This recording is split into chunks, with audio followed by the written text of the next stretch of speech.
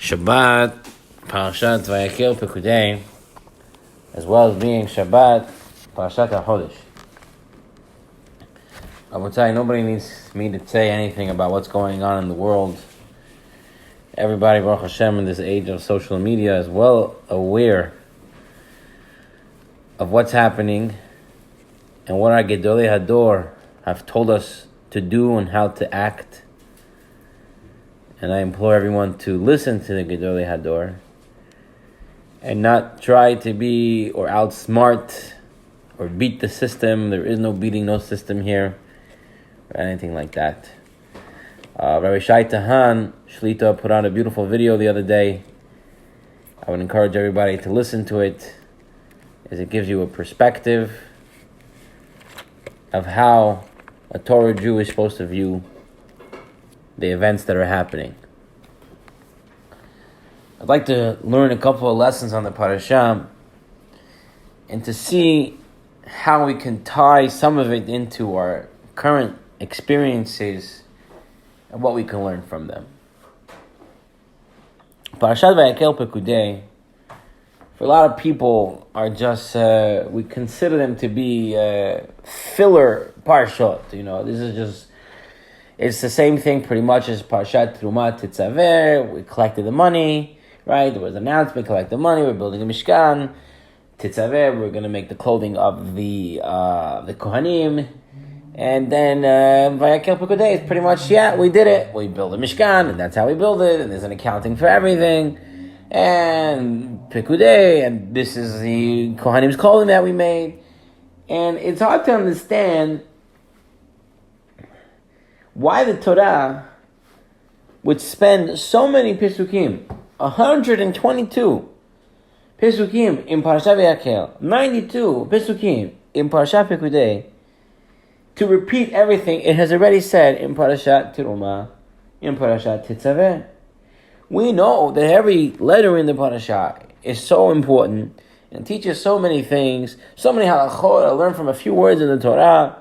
And here we have pasuk after pasuk, so many pesukim, reviewing how they built the Mishkan, how they collected the money, the funds, the building, the making of the clothing, the type of clothing.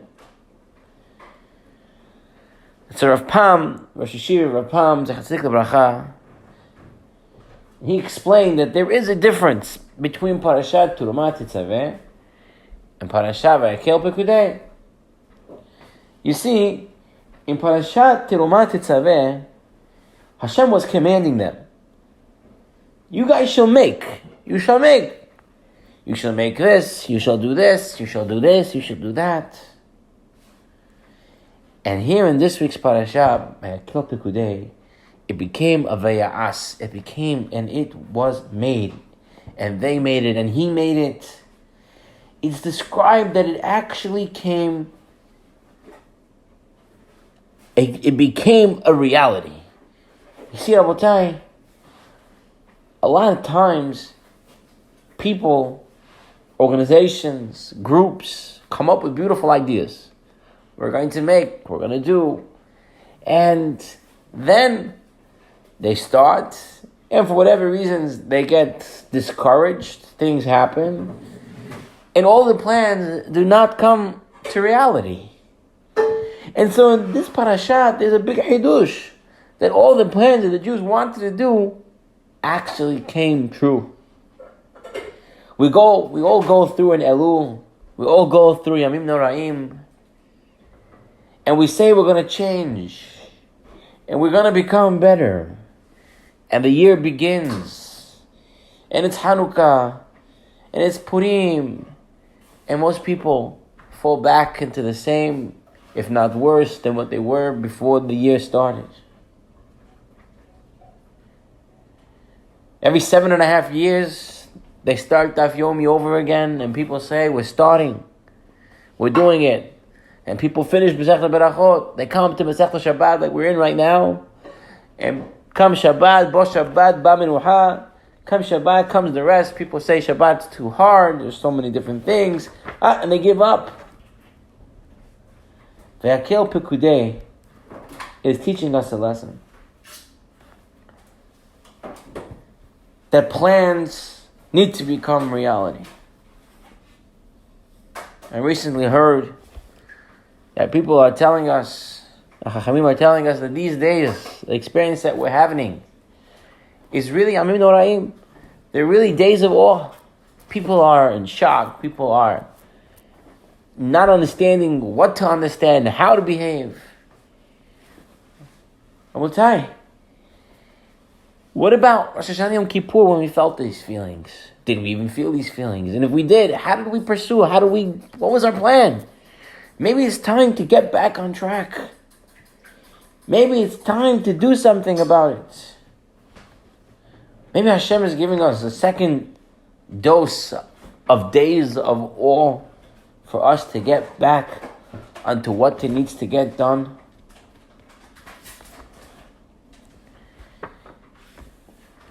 We have to work with the midah of zrizut, the midah of alacrity, which means once a person knows what's supposed to get done, and what mitzvah they're supposed to do, and how and what, they need to start to do it right away.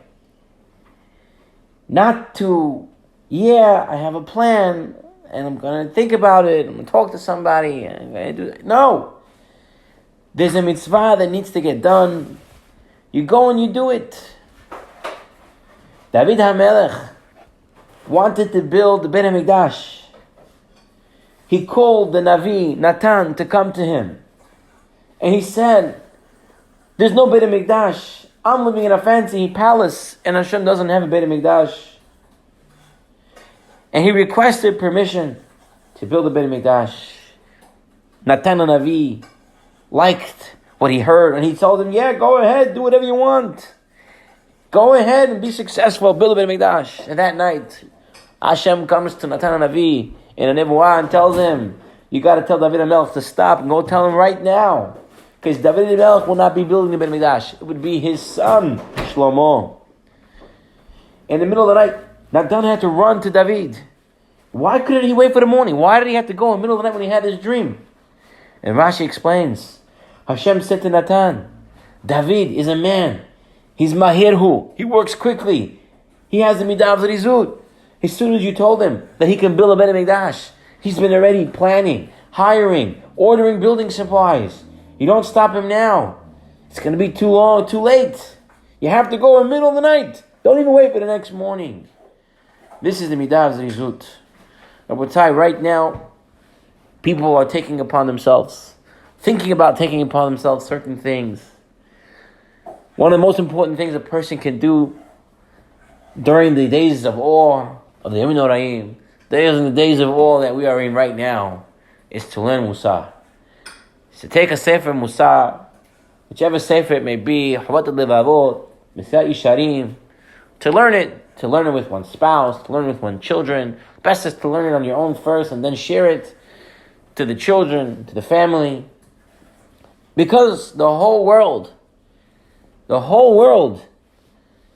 is in Hashem's hand always.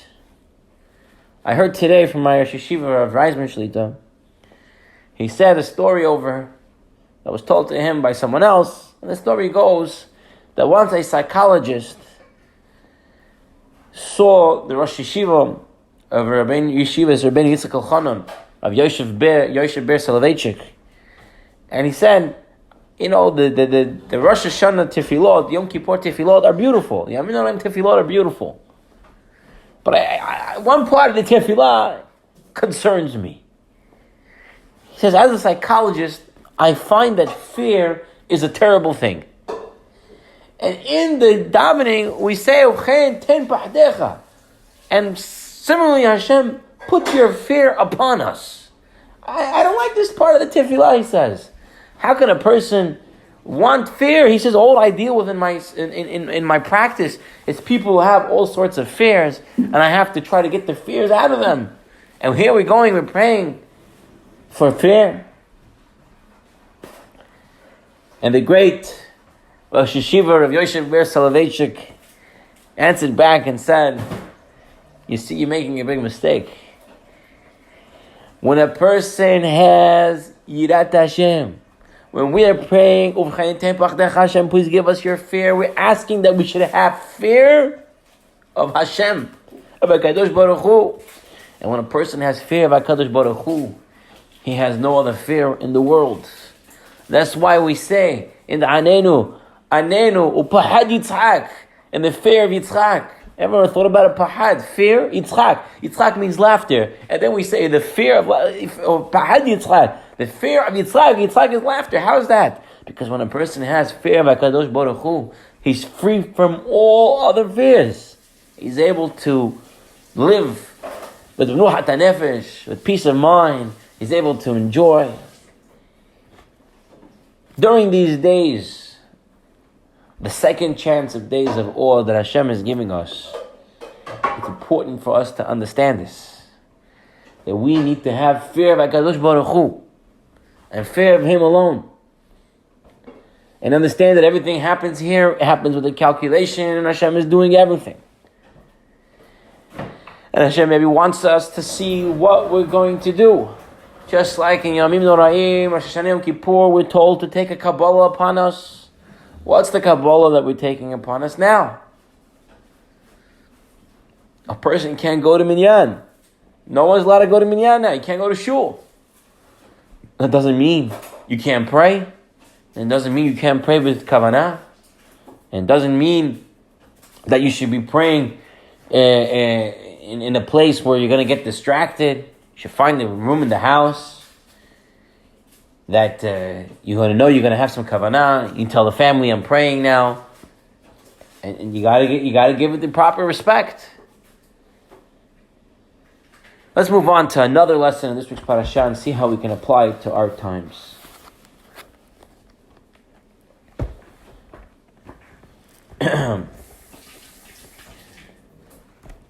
Like we mentioned, the parasha goes through repeating over and over again what we already did in Parashat Terumah and Tetzaveh.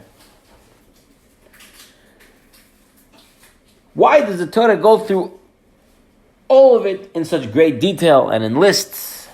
So we explained already from the Rosh Hashiva Rav Pam, Zechasek Bracha, is that there was to do, and now here it was done. But here I have another explanation. Give us another perspective. When it comes to the Pesach Seder that we're all preparing for, all of Klal Yisrael sings a song of Dayenu. And we thank Hashem for 15 different segments of our journey. From when we left Mitzrayim to the building of the Beit HaMikdash. Why don't we just say one thank you? Thank you Hashem for getting us out and for helping us, and Baruch Hashem, here we are. When we say every act of the kindness, we're breaking down all what happened into smaller components, allowing us to realize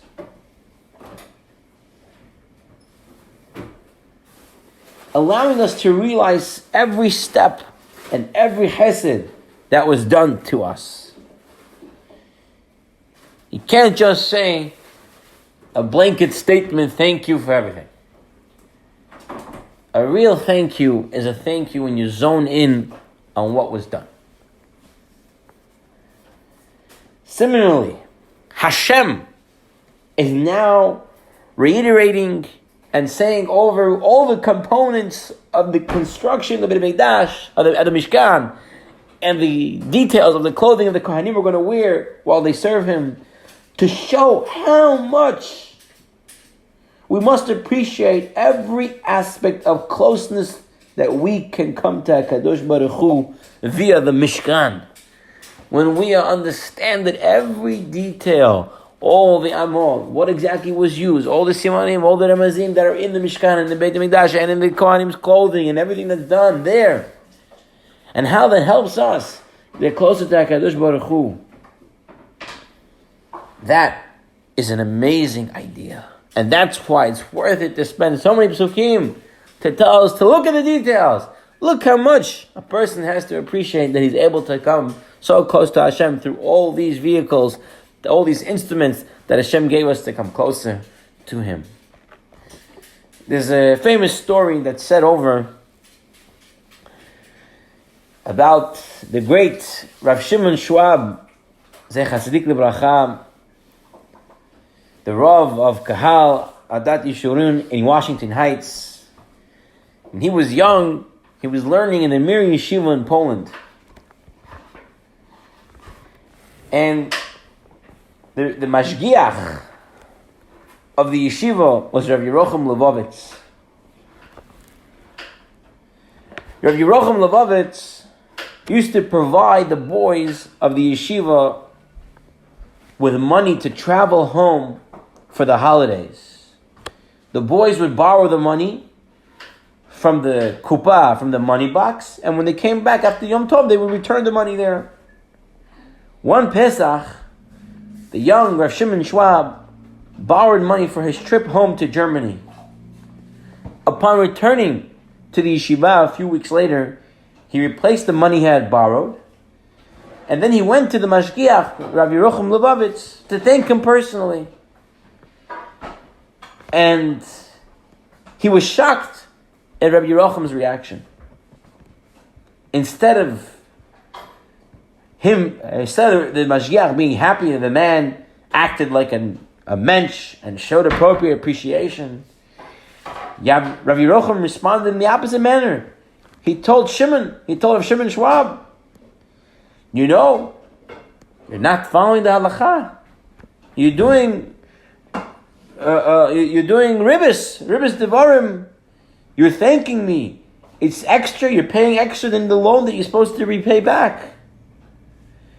It's probably because you come from a German society and you think it's very important to be polite, that you don't pay attention to halakha and you override the halakha and you're telling me thank you, you're not supposed to do. No? So, young Rav Shimon Schwab said, I learned my lesson. Next year, Pesach coming, he went to the kupa, the money box, he took out the money, and he went back home to Germany for Pesach, and on his way back to yeshiva, he was not going to make the same mistake. He would do it right. He returned the money to the kupa. The mashgiach was standing next to him, and he walked right by the mashgiach without saying a word. And as soon as he was turning away from the mashgiach, Rav Yerocham Levovitz called out to him, and where's the thank you? Young Rav Shimon was shocked. He said, I don't understand. He's in total confusion. He's like, last year, you told me why I said thank you. This year, I didn't say thank you, and you tell me why I'm not saying thank you? And the mashgiach told him, the truth is, like I told you last year, la halacha, you're not supposed to verbalize thank you, and that's the correct halachic approach. However, just because you cannot say thank you doesn't mean you cannot articulate your feelings through other ways. I should be able to detect and sense how truly appreciative you are for the loan, just by looking at you, just by seeing your demeanor. And that's something I did not feel. Rav Shimon Schwab says right there, I understood what Hakarat HaTov really is. Hakarat HaTov, being thankful, is not a superficial thank you. Just to say thank you to somebody. It's a feeling. It's the way you react to someone who does you a kindness. It's the way you feel about that person. That the other person should be able to realize how you really feel about it. At the end of this week's parasha, we see something. A lot of people skip over this because it's right at the end in Parshat Pekudei. The Torah tells us something very interesting. Right in the Maftir.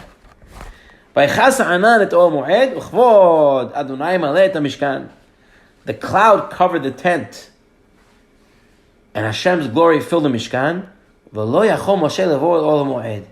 And Moshe could not walk into the Ohel Moed. Hashem's glory filled up the Ohel Mishkan. Moshe Rabbeinu couldn't walk in. Couldn't walk into the Mishkan. In the Haftarah of Pekudei, which we're not reading this week, because we're going to be reading Haftarah for Parshat Chodesh, but in the traditional Haftarah of Pekudei, it talks about the building of the Mishkan. Melachim Aleph, Perek Het, Pasuk Yud. Vehi betzedek kohanim min hakodesh, v'ha'anan maleh et bet Adonai. And as the Kohanim left the Kodesh, a cloud came and filled it up. And the Kohanim could not go back in and do service in the Mishkan. Because Hashem's presence, His cloud, filled up the Beit HaMikdash, and you couldn't walk inside. It's astonishing. You just build a Mishkan, Moshe Rabbeinu cannot walk in. A cloud came and filled it up. They built a Beit HaMikdash. They finish placing what needs to get placed inside. They walk out, boom, they can't walk back inside. Rosh Yeshiva Rav Reisman Shlita, I heard him once explain, the reason for that is people were supposed to understand that this is the Beit Hashem, that this is the house of God. You just build it with construction, with materials, with sheetrock, whatever it is. And a person might think, hey, I built it. It's another piece of property. It's another real estate, something. It's physical. Kadosh Baruch Hu filled it up right away with His presence. So you can't even walk in here. This is HaKadosh Baruch Hu's house. You can't just walk in. You have to think about where you're walking, where you're coming to, where you're going. Halakha tells us that when you're building a shul, you should make a little space before you walk into the actual shul. This way a person can leave his olam hazeh before he walks into Hashem's palace, the Mikdash, before he walks into the Mikdash Mi'at. Rabotai, Parshat Pekudei is happening right now in the midst of all this craziness that's going on in the world. And I think these two lessons that we just mentioned are very apropos. You see, we have a Mikdash Mi'at. We all have our Bet Kinesiot. We have shuls all around. We have minyanim factories. And we walk in, we run out, we run in. We chap a minyan. We run inside in the middle of mincha. You say here, you hear this, you do that. And you walk back out, and you go again, and you come off, and you come off. And are we really thinking about where we're entering? That it's Bet Hashem? Are we really appreciative for the fact that we have shuls? We have places where we can socialize and congregate amongst those of the same faith, have a place to learn, have a place air-conditioned. There's usually all sorts of refreshments available. Were we ever appreciated for all those little things? Parshat Pekudei goes through all the details about what was in the Mishkan. Perhaps maybe this Shabbat we should stop and think about our shul and what we appreciate and all the details that it has for us.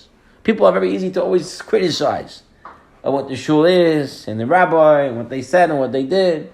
Maybe this week's a week to detail the stuff that we must appreciate. And understand that maybe we're locked out of our shuls because we forgot what our shuls really are. When we pray at home, without a minyan, without being able to hear the Torah being read, one of the special 4 parshiyot are being read this week, and we can't even hear it. Maybe we should understand that when we do Be'ezat Hashem Bekarov, being able to come back to our Beit Knesset, coming back to our study halls and our shuls and our synagogues, appreciate that this is the house of God, and how we behave ourselves in there is very important. But you know, Rabotai, Parshat HaChodesh itself, Parshat HaChodesh tells us that this is going to be Nisan HaChodesh Hazeh Lachem Rosh Chodashim Rishon Hu Lachem Lechodshei Hashana. It should be the beginning of the months, the first of the months. Be'ezat Hashem, it will be the first. Just like Chodesh Nisan was a Geulah, we should all have the chance to see and the opportunity to see and the merit to see the Geulah again. The Geulah of being able to return to our shuls, being able again to travel to Eretz Yisrael, to see the Beit HaMikdash, to see Mashiach. And the Haftarat of Parshat HaChodesh says one more little thing that I want to mention before we close off the shir for this week. In the Haftarah, it says that when you came to the Beit HaMikdash, ובבוא המארץ לפני השם במועדים, הבא דרך שער צפון, להשתחוות יצא דרך שער נגב, והבא דרך שער נגב יצא דרך שער צפונה. לא ישוב דרך השער אשר בא, וכי נכו יצא. The Navi tells us in Yechezkel that when the people are going to come to the Beit HaMikdash, whoever comes through the north gate must leave by the south. Whoever enters by the south gate must leave by the north. You should not leave by the gate which you entered. Rather, leave through the opposite one. And Chaim Shmulevitz, Zecher Tzadik Libracha, Rosh Yeshiva of Mir Yeshiva, why, he asks, why were people required to exit from a different gate? What's so bad going back from the same place? And he says, because it's human nature to become bored with repetitive acts. Therefore, people look for change. They want to spice it up, have variety. The Torah wants, when a person visits the Beit HaMikdash for Aliyah Regel, to remain fresh and inspiring. It should not simply be going through the motions out of habit. If a person were to enter and depart from the same gate, the experience would tend to lose some of his inspiration. He would view it as, I already know it. I've already been here. Burnout.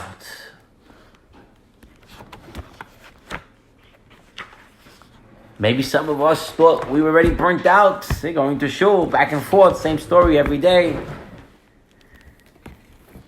I think all these lessons from the parasha, and these are lessons that we've learned, this is not the first time that we're learning these lessons, but putting them into perspective of what's happening today can really give us the emunah and bitachon that we need to understand, not to get scared, but to only have fear of HaKadosh Baruch Hu, to understand that when we set ourselves to do something, we have to get it done. If you didn't get it done at first, perhaps now is a great time for that second chance to get it done now, with the midah of zrizut. To understand what it means to say thank you and appreciate everything you have. To understand what it means to have a shul, a mikdash mi'at, that the Shekhinah rests there, and to be appreciative of that, and not to lose sight, and not to unappreciate, or become too comfortable and burnt out with the spiritual places that Hashem gave us to grow and to learn. And Be'ezat Hashem Rabotai, with the coming of Chodesh Nisan, in Nisan we were redeemed. In Nisan we shall be redeemed again. Bekarov mamash. We'll see everyone in Eretz Yisrael with Mashiach Tzidkenu. B'mheinu b'yameinu. Amen. Shabbat Shalom.